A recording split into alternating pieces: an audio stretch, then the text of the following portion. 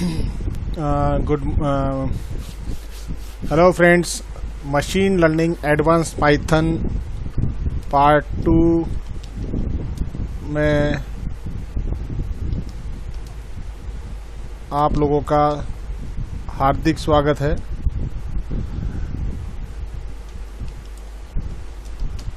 आज हम लोग एक एसकेलन यानी कि साइकिट लर्न से डाटा सेट कैसे एक्सेस करते हैं वो सीखेंगे। तो डाटा सेट की बात करते हैं। सबसे पहले मैं मुझे क्या करना पड़ेगा कि एक डाटा सेट मॉडल का इंपोर्ट करना पड़ेगा। सबसे पहले मैं क्या करूँगा, इंपोर्ट एसकेलन। जैसे ही मैं एसकेलन इंपोर्ट करूंगा, मुझे क्या करना पड़ेगा, एक हेडर फाइल लगानी पड़ेगी from sklearn dot datasets import load DIABETES diabetes. Friends, मुझे जैसे ही ये इंपोर्ट करनी पड़ेगी तो मुझे क्या करना पड़ेगा, रन करना पड़ेगा। और जैसे मैं रन करूँगा तो देखूँगा कि मेरा आउटपुट सही है, यानी कि विदाउट एरर आया है। तो मेरी हेडर फाइल क्लियर इंपोर्ट हुई है। ठीक है, अब मैं बात करूँगा कि हेडर फाइल इंपोर्ट करने के बाद मुझे क्या करना है। कल भी हम लोगों ने डेटा सेट बनाए थे, तो इस इंपोर्ट लोड डायबिटीज को एक्सेस करने के लिए हमें एक ऑब्जेक्ट बनाना पड़ेगा, डेटा सेट। तो हम एक डेटा सेट बना लेते हैं, इक्वल्स टू लोड डायबिट्स। ओके, और इस डेटा सेट को हम प्रिंट करवा लेते हैं। एग्जीक्यूट।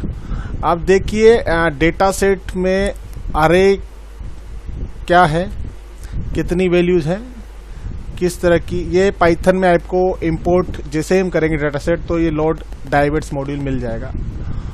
आप देखिएगा किस तरह इसका आउटपुट आया है, कितनी वैल्यू, न्यूमेरिक वैल्यू है, और डिस्क्रिप्शन भी है। डिस्क्रिप्शन के साथ क्या बताया गया है कि डेटा फाइल नेम कहाँ पर ये डेटा फाइल रखी हुई है, CSV फाइल, वहां से हमने इसको एक्सेस किया है। ये ऑलरेडी एक पैकेज है पाइथन 3 का, इसकी लाइब्रेरी में रखा हुआ है साइड पैकेज के अंदर, एसकेलन डेटा सेट्स। हमने इसे यहां से एक्सेस किया है। ठीक है माय फ्रेंड्स, जब हम इसको एक्सेस कर लेंगे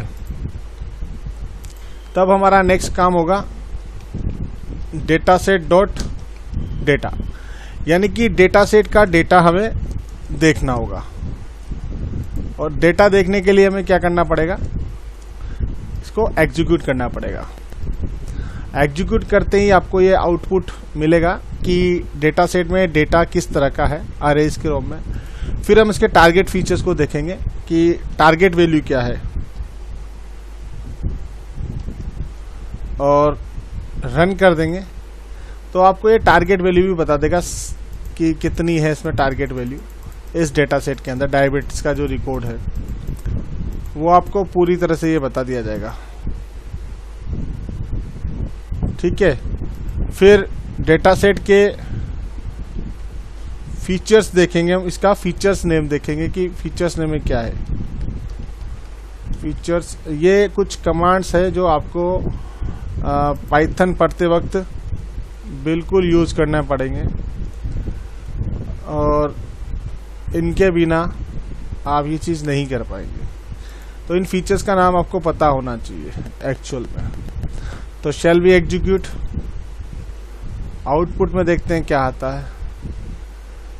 एरर फीचर्स नेम, यानी कि फीचर्स नेम में कुछ गड़बड़ नजर आ रही है। हम इसको एक बार और एग्जीक्यूट कराएंगे।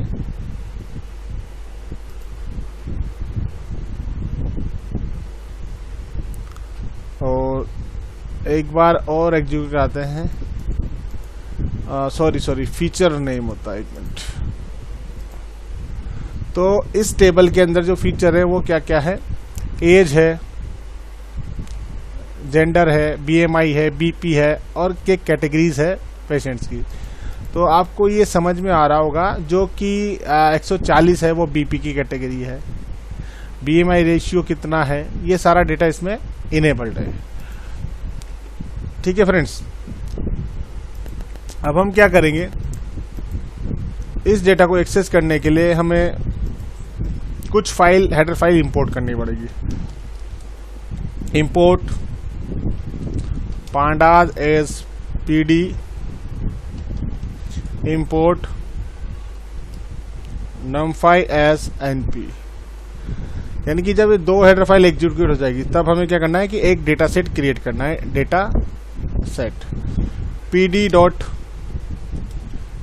डेटा फ्रेम क्रिएट करना है और डेटा फ्रेम को इस तरह से लिखना है, उसमें जो है data np dot c coefficient निकालना है उसका, data set data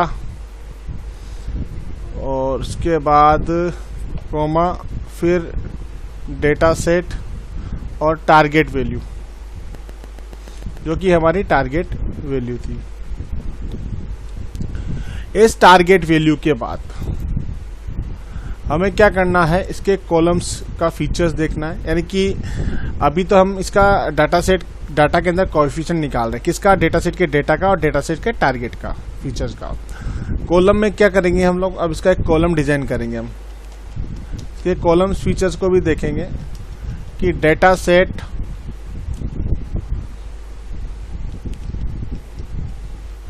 feature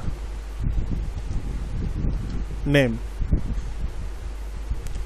plus target value, और उसके बाद इसको हम एग्जीक्यूट करने की कोशिश करेंगे। और जैसे ही हम एग्जीक्यूट करेंगे, ठीक है फ्रेंड्स, यानी कि जैसे ही हम इसको एग्जीक्यूट करेंगे तो क्या आउटपुट आता है, feature names, sorry feature names not okay. अब मैं क्या करूंगा, इस डीएफ को प्रिंट करके देख लेता हूं। सो अब ये टेबल आपके सामने पूरी आ गई है कि एज का जो रेशियो है इस तरह का है, ये इंडेक्स है, यानी कि टोटल रो है 442 और 11 कॉलम्स है। मेल जेंडर्स का रेशियो ये न्यूमेरिक फॉर्म में आ रहा है, कोएफिशिएंट फॉर्म में, बीएमआई, बीपी, S1 S2 के टारगेट वैल्यू है। तो ये सब क्या है, इन सबका कोएफिशिएंट है, किसका, पूरे डेटा का एनालिसिस, किसका, डायबिटीज का। अब हम इसमें से नल वैल्यू फाइंड आउट करेंगे फ्रेंड्स। फाइंड आउट नल, यानी कि नल वैल्यू कहाँ पर है। तो df डॉट इज नल एक फंक्शन है, उसको कॉल करने के बाद एनी एक फंक्शन इसके साथ लगा देंगे और इसको एग्जीक्यूट कर देंगे। तो एज फॉल्स, सेक्स फॉल्स, यानी कि कहीं भी इसमें नल नहीं है। ओके, क्योंकि डाटा टाइप क्या है, बूलियन टाइप का है, यस और नो में, category wise. So are you getting my point. Machine learning का जो प्रोग्राम हम बना रहे हैं, उस प्रोग्राम में हमें बहुत ही एफर्ट्स और थोड़ा सा टाइम लगाना पड़ता है, बट एज ए प्रैक्टिकल मैं आपको बता रहा हूँ, थ्योरी भी इसकी मैं समझाऊंगा। मैटप्लॉट लाइब्रेरी एक ऐसा ऑप्शन है जहां से आप मैटप्लॉट लाइब्रेरी इनलाइन, यानी कि जब आपको ग्राफ्स प्लॉट करने होंगे तो आपको मैटप्लॉटलिब यहाँ पे लगाना होगा। Import matplotlib dot pyplot as plt. Okay, pyplot as a plt लेने के बाद फ्रेंड्स यहाँ पर आपको देखना पड़ेगा कि जो डेटा है प्लॉट, यानी कि पीएलटी मैंने एक ऑब्जेक्ट बनाया है किसी भी चीज़ को एक्सेस करने के लिए। तो मैं क्या करूँगा, एक लूप लगाऊंगा कि कॉलम ऑलरेडी मैं यूज कर चुका हूँ पर NDF, ओके, PLT.FIGURE फिगर और DF डॉट। सो फ्रेंड्स, जब भी हम किसी भी चीज़ को यूज करेंगे तो हमें ये पता होना चाहिए कि हम वो चीज़ कहाँ से कर रहे हैं। तो मुझे किस तरह का ग्राफ यहाँ पे प्रिंट करना है, बॉक्स टाइप का। तो मैं क्या कर दूंगा, बॉक्स प्लॉट नाम का एक फंक्शन ऑब्जेक्ट लगा दूंगा और किस पे मुझे प्लॉट करना है, कॉलम पे। तो मैं उसको कॉलम के साथ एक्सेस कर दूंगा और जैसे ही मैं इसको एग्जीक्यूट करूंगा तो you can see the output. एक बॉक्स प्लॉट वैल्यू यहाँ पर आ गई है, आप देखिए। जस्ट ग्राफिक्स की फॉर्म में एक बॉक्स आपको नज़र आ रहा है। तो आप देखिए एज का जो रेशियो है वो -5 से लेकर 0.5 के बीच में है और जो एज का रेशियो -4 से लेकर 0.4 के बीच में है। BMI का जो रेशियो है वो है इस ग्राफ में -5 से 0.5 का ले रखा है बॉक्स की फॉर्म में। 10 से 10 चल रहा है। BP S1 S2 S3। तो आप लोगों के ग्राफ एक फॉर्म में नज़र आ रहा होगा। तो ये बॉक्स प्लॉट है, यानी कि जिसको हम टारगेट फीचर हमारा क्या है, टारगेट क्या है 100 से लेकर, यानी कि 80 से लेकर 220 तक हमारा टारगेट था, वो हमने अचीव कर किया या नहीं किया।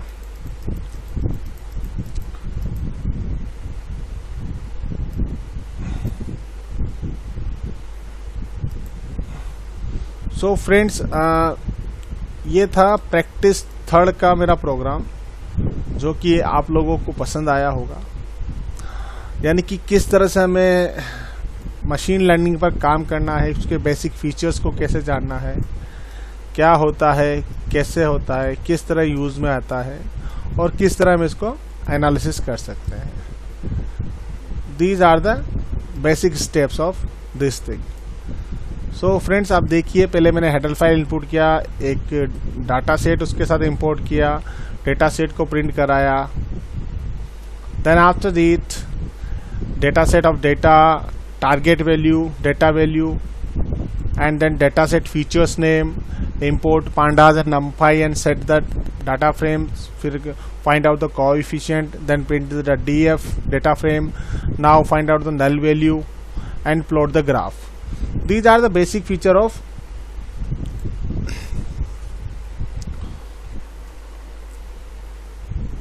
Machine learning. यानी कि मशीन लर्निंग के बेसिक प्रोग्राम से जो आपको करने हैं और आपको आने चाहिए, मेरा मानना ये है। And next topic is friends, so friends, एक और प्रैक्टिस प्रोग्राम लेते हैं और कल मैं आपको उसका पूरा थ्योरी समझाऊंगा कि किस तरह से काम होता है पाइथन मशीन लर्निंग में, क्या क्या फीचर्स होते हैं, मैं आपको पूरा डिटेल में समझाऊंगा। सबसे पहले हमको क्या करना है, import numpy as np, import pandas as pd, now percent matplot lib inline, and next one is जो कि हमने इंपोर्ट किया था,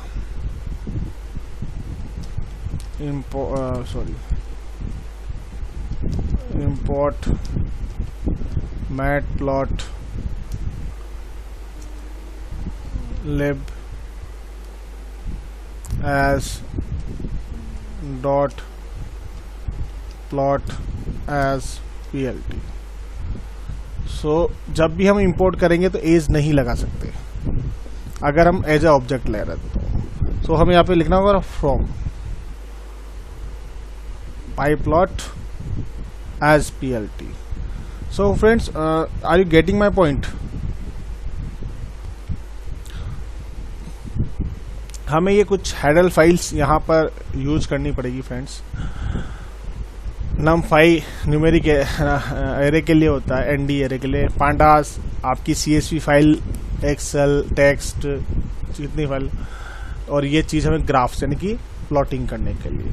तो फ्रेंड्स, इसके पहले मैं आपको कुछ चीज़ें बता देता हूँ कि मैं 2 डेटा सेट यहाँ पर यूज़ करने वाला हूँ, जो आपको दिखा देता हूँ कि this is the north America का डेटा सेट है कि उसका कंट्री कनाडा, मैक्सिको, यूएसए 2000 से लेकर 2010 तक का, और क्या क्या इसमें है पॉपुलेशंस का।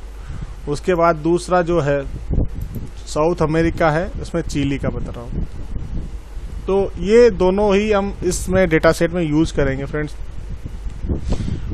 इस प्रोग्राम में। सो फ्रेंड्स मैं इसको एग्जीक्यूट कर देता हूँ, क्योंकि एग्जीक्यूट करने से ही मुझे पता लगेगा कि मेरी फाइल वर्किंग में है या नहीं। तो मुझे क्या करना है, नॉर्थ अमेरिका की फाइल को रीड करना है, यानी कि CSV फाइल रीड कैसे करते हैं वो अब आपको समझ में आ जाएगा।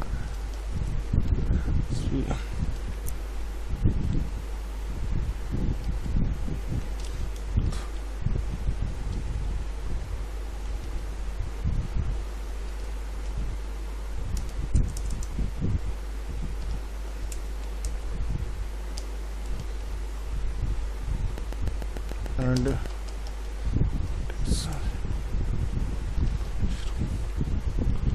सो फ्रेंड्स मैं आपको बता दूं कि how to access CSV file in machine learning with Python. तो मेरी जो दूसरी फाइल होगी फ्रेंड्स वो होगी साउथ अमेरिका, और इसको भी मैं वैसे ही pd.read CSV south America 2010.CSV, और वही चीज index column is equals to 0। तो यानी जब मैं दो चीजें कर लूंगा फ्रेंड्स, ठीक है, और इनके बाद इसको एग्जीक्यूट करूंगा, अगर कोई एरर नहीं है that means it will execute successfully. अब मैं इन डेटा सेट को प्रिंट करके देख लेता हूं। सो नॉर्थ अमेरिका, मैं पहले नॉर्थ अमेरिका को प्रिंट कर लेता हूं। नॉर्थ अमेरिका एग्जीक्यूट, ये इसका डेटा सेट है पूरा का पूरा। उसके बाद south America. Okay, now friends इसमें कुछ ऐसी भी चीजें हैं जो मैं आपको बता देता हूं कि अगर मुझे north America dot head, okay, तो हेड करने से इसका जो रिकॉर्ड्स है वो सारे आ जाते हैं डायरेक्ट। वही सेम चीज है जो मैंने डायरेक्ट किया है। ओके, सो इसमें कुछ ऐसा इश्यू वाली बात नहीं है, ठीक है फ्रेंड्स। सो कहने का मतलब यही है कि how can we access the things. इसके बाद मैं एक ऐसा ऑब्जेक्ट या डेटा सेट या एक ऑब्जेक्ट या डेटा फ्रेम तैयार करूंगा जो कि इन दोनों डेटाबेस को एक साथ जोड़ दे। किन दोनों को? इन दोनों को, नॉर्थ अमेरिका और साउथ अमेरिका को। सो हम कैसे जोड़ेंगे फ्रेंड्स, मैं आपको बता देता हूं। सिंपल सा एक ऑब्जेक्ट क्रिएट करेंगे, AMERICANS, अमेरिकन्स या अमेरिकास हम कर देते हैं, और pd.concat फंक्शन इस पे लगा देंगे, और उसमें क्या करेंगे, NORTH north AMERICA SOUTH AMERICA। Okay, उसके बाद मैं इसको प्रिंट करा दूंगा। तो जैसे ही मैं इसको प्रिंट कराऊंगा तो आउटपुट देख लीजिएगा आप, दोनों डेटा यानी कि कंट्री के साथ नॉर्थ अमेरिका और साउथ अमेरिका एक साथ कंबाइंड हो गए। So friends, thanks and please keep watch my channel, share, subscribe and don't forget to click the bell icon. Now tomorrow we will meet definitely in good manner. I'll provide the things, basic things in the machine learning with theoretical These are the basic programming. Then you can understand what is the machine learning. So nice. Have a nice day. Thank you.